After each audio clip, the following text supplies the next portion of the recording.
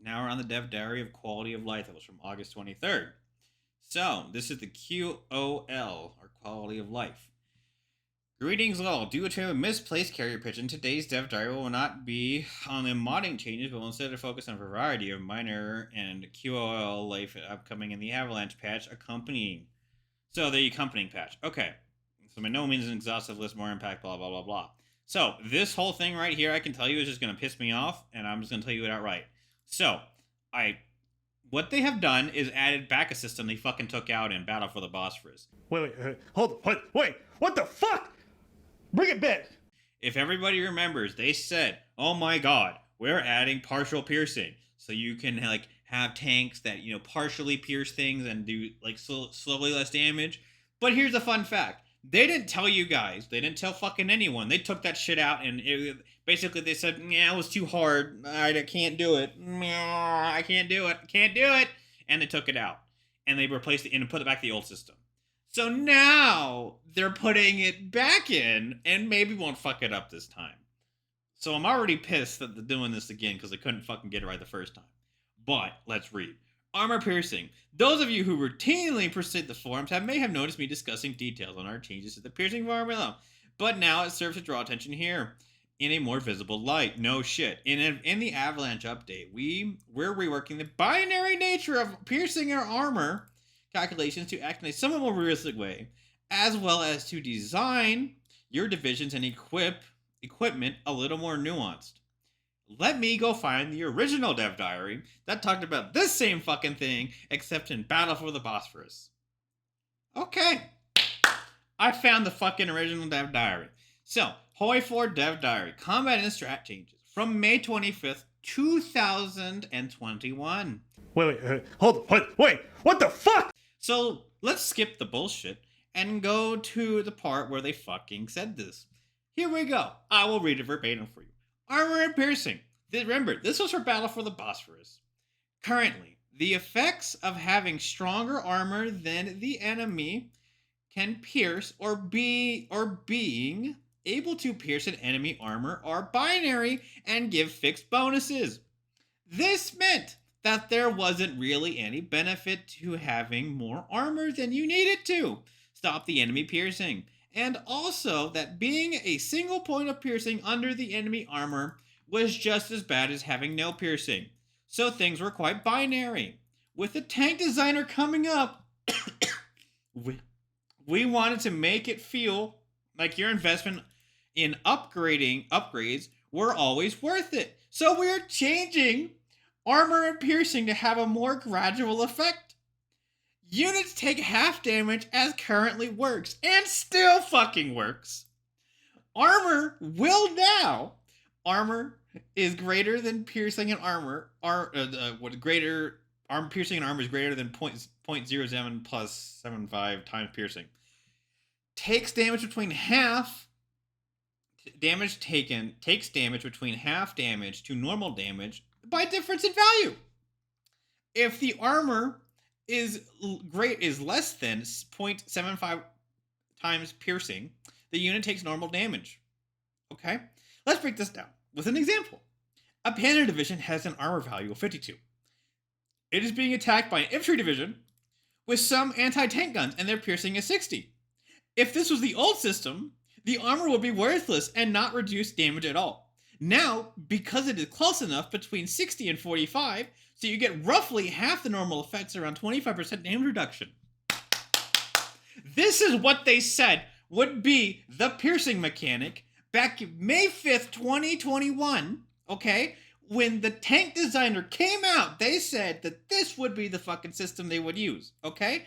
But they didn't put it in because it was too fucking hard for them. Actually, they put it in and then took it out because they said it was too fucking hard for them, okay? So now, the system has always been the unit is either pierced or is not pierced, and it either takes half damage or it takes the full damage. That is how the system has always worked. They just fucking lied here, right? They're like, oh my god, we're gonna introduce this new system. And they don't do it. And they don't do it. And they take it the fuck out without telling anybody. Then they come over here in the new Dev Diary from the 23rd of August, 2022 and say, hey, I don't know if you know this, but we're adding armor piercing back in Because we want a scaling piercing value. These fuckheads couldn't do it the first time, but now they're giving it a round number 2 to do it, okay? So I'm a little pissed, and you can see why I'm a little pissed, that this whole fucking thing is just a roundabout way of saying, hey, we're adding this thing in. But don't let me tell you that we tried it before, but we fucked it up, so we took it out, waited a year, more than a year, to put it back in. Let me, fucking Christ. Those of you who routinely pass the forums, blah, blah, blah. We're in the Avalanche update, we're reworking the binary nature. Remember, they're reworking the binary nature of piercing or armory value calculation, acting in a somewhat more realistic way as to make designing your division equipment a little more nuanced. Again, this is just bullshit. I will put the link for this article, the one that says that they will fucking do this, from 2021 in the description. Please go look at it. It's amazing. Anyway, let's continue. Prior to BBA,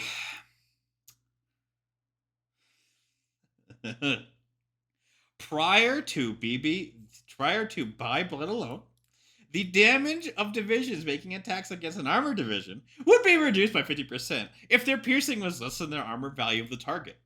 In BBA, the threshold described above will be in play. We fucked up. We're not going to tell you about it, but we're going to add this new thing that you should be excited for. There have also been some minor changes to the piercing value on equipment, but we intend to avoid making any major changes here until we see the effects of this change on players' habits. Any balance changes, of course, will be applied in regular patches schedule. No, they fucking won't. HOI4 doesn't get any fucking regular patches. Games that get regular patches are like CK and maybe Stellaris. I don't know about Stellaris, though. EU4 and HOI4 are like this. They fucking like, oh my god, we need to make money. Quick, send out patches, send out like dev blogs. And then they put the patch out, and then they work on it for 2 months, and then they abandon it. And then they come back if they need more money. But anyway, so any balance changes, of course, will be applied to regular patches. Some minor changes to the piercing on the equipment. So they said they're fucking around with things, but they're not really fucking around with things because they don't want to fucking do anything. Great. This is the new thing. Piercing also plays an important role in naval combat, and we haven't forgotten about it here.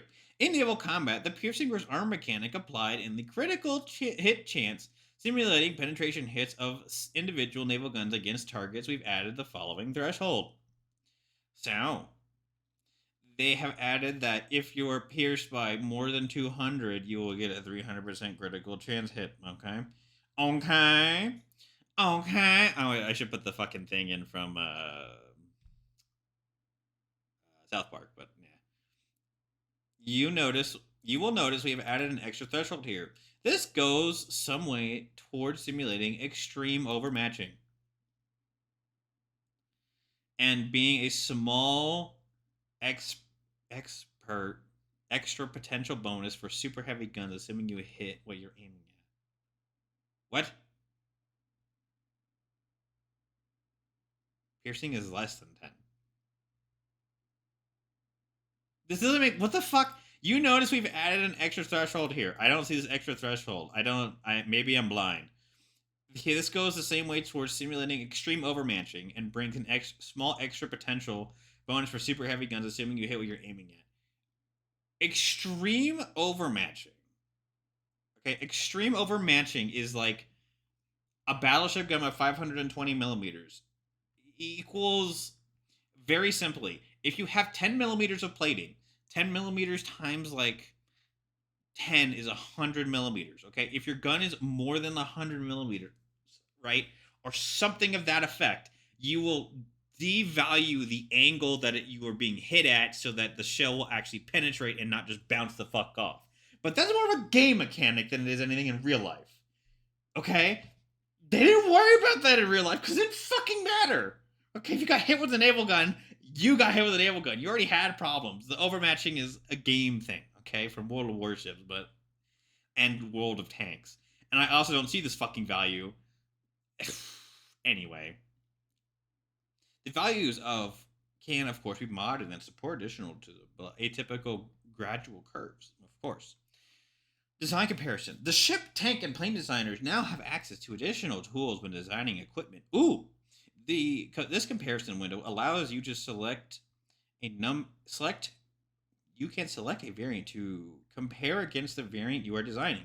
These comparison variant does not need to have the same equipment type as the one you are designing, and assists in the creation of specialized variants of a frame reference. The stats comparison markers are displayed in context of the design you are editing. Very good. So you can now select a fucking tank that you have, you either own, foreign, outdated, or you fucking captured, and then compare it to your own. I like this change. Good job, HOI4 devs. I give you a fucking round of applause. Okay, here we're comparing German heavy tank and the Panther II. You can select a comparison variant from among any types you own or have licensed or captured, and for owners of law resistance from among any country which you have matched the highest corresponding intelligence for. In short, giving a tool with which you can plan your designs in order to counter your equipment design. War support. In Avalanche, we are making some significant changes to war support. Of course, over the course of the game's lifespan, war support has gradually plummeted in terms of relevance, both due to power creep and country content. No fucking shit. Sometimes we're starting to take an active interest in adjusting. We're starting to take an active interest in adjusting in general. Okay. I can't believe people fucking with a straight face tell me that HOI4 is an esports game. No. The amount of imbalance there is for this to be an esports game is fucking amazing. But people tell me that all the time. It can be esports game. It can be esports game. Bro, I play esports HOI4. Yeah.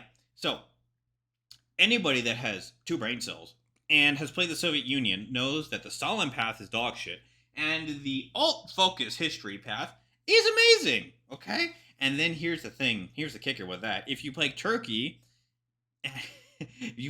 you just go all wild and shit. And they're like, oh, no, you can't, Conrad, no. We play historical, so we can't take those focuses. Oh, really? Let me think about this real quick. So you're going to play a game. Would you play historical? Then you're going to compare France's historical path, okay, to Italy's historical path now that gets way more fucking bonuses than France gets. Yeah. No. Anyway, so they're going to fuck with war support. War support is intended to serve as an abstraction of population's willingness and capability to engage in war efforts on a military and civilian level. As such, war support has important new effects. What are these new effects? War has no effects. It has mobilization speed, division core, daily command. That's the same as it has always been. Effects while at war, -12 stability.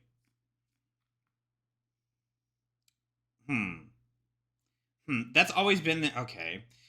No, we have also improved the tooltip for war support and stability to include base values plus any changes from events and focuses. While at war, war support has a scaling negative effect on the stability of a country, simulating dissatisfaction of civilian populations at a predicament they are placed in by getting bombed. War support is now something you need to take care about during a war, and further changes have been made to accentuate this. All sources of ticking war support weekly have been removed or changed to flat bonuses. Cool. You can no longer get 100% war support. Oh, man. That's bullshit, what I just said, but okay. You just can't get it up. Okay. Taking casualties during the war will now contribute to a gradual ticking war support malice. Replacing the malices was previous only used by abilities such as force attack. So if we press force attack back in the day, and your division take casualties, technically your war support would go down. It didn't go down like at all, but yeah. War support malices from strategic bombing have been rebalanced to the line above. War support malices from the stun convoy has been rebalanced to the line above.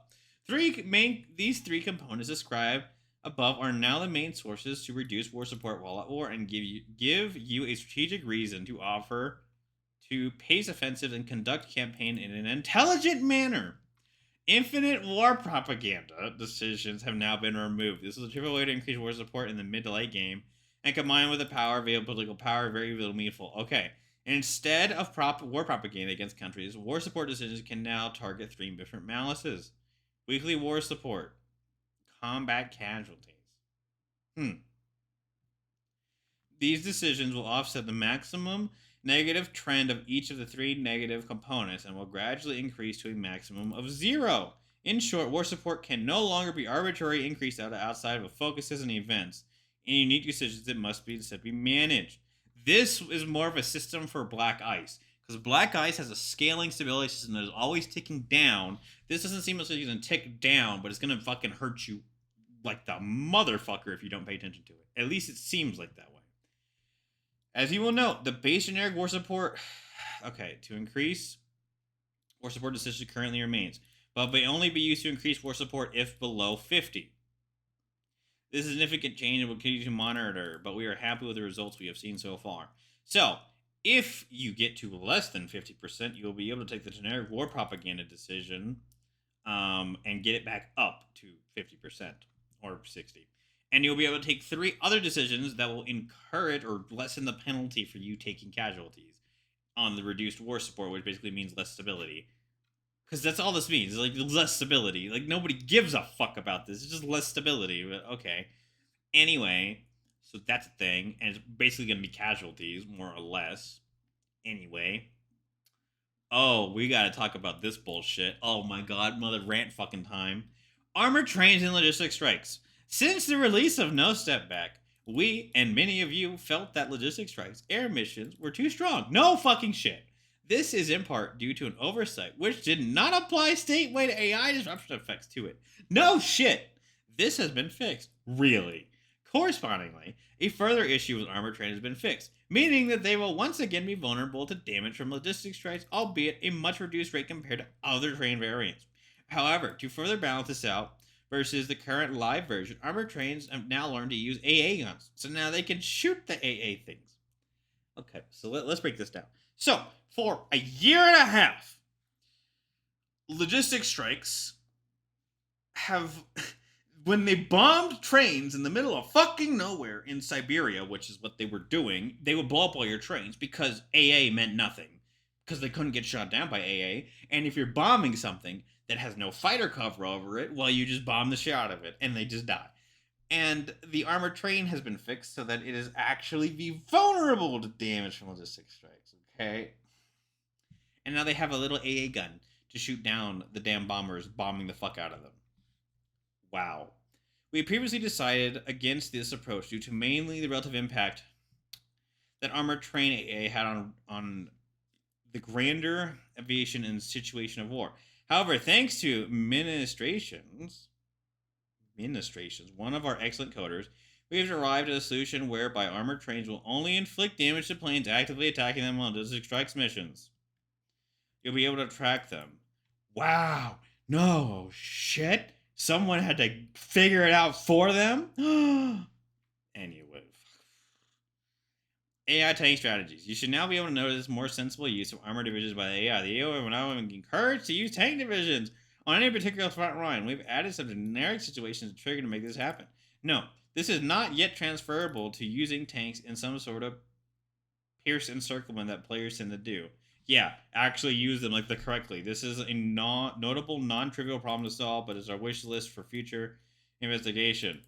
This is them saying, yeah, we're trying to fix the tanks because the tanks are on the front line and they just do whatever the fuck they want. We don't have a way to make them do what the players do, which is basically actually encircling divisions with tanks. AI can't do that. Only players can. I feel for them because it is probably a very hard coding problem that they have to fix. But they're not moving their asses fast enough, in my opinion, to fix that. But again, yeah. Ally logistics. You will now be able to open the logistics menu for subject and faction members through the diplomacy menu. This gives you a better real-time view of your allies' equipment situation and helps you plan a better Lend-Lease strategy. It goes without saying that any action available through the menu, destroy equipment, etc. will be locked for observing countries. While we toyed with the idea of making it available based on intel, this proved to be too far of a powerful tool in the wrong hands. No, it wouldn't. No, it wouldn't. actually give fucking spies something to do other than sit on their ass and look at a fucking tech menu that they have going. So I don't, because you have something similar to this when you spy with law resistance. You can see some of this shit. Like you can see like divisions only have like 86% equipment, and you can see the equipment they're using. So I don't understand why if you had 100% on a country and you looked at the logistics, which I mean everyone fucking has 100% during the game anyway, and you look at the logistics and you could see what you were doing and affecting them and continue to do what you're doing or adjust your strategies. Okay, I thought that would be perfectly valuable if they had 100%, but apparently they said no. AI tanks, AI tanks, on a front line. The best you have right now is basically just putting them on a front line, and the AI is just going to try and hope for the best at that point because it can't make piercing actions into your territory. It just can't do that. And this is the end of the dev diary. Armor trains and logistics rights are fucking fixed a year and a half later. We are fucking with war support, and we're going to see where that goes. We are fucking with tanks again, and we're making Conrad very fucking mad about the goddamn whole piercing bullshit that they just fucking complete lied about, took it out, and got rid of it, and all that fucking shit. Anyway, go ahead and leave a like for me. Go ahead and click on that description link. That's going to take you to the original fucking thing where they said the piercing value would be changed, but they didn't ever change it, and they changed it, and they put it in the game, and they took it the fuck out because it's too hard. Go ahead and click that link. Otherwise, I'll see you people for the last dev diary we got to catch up on.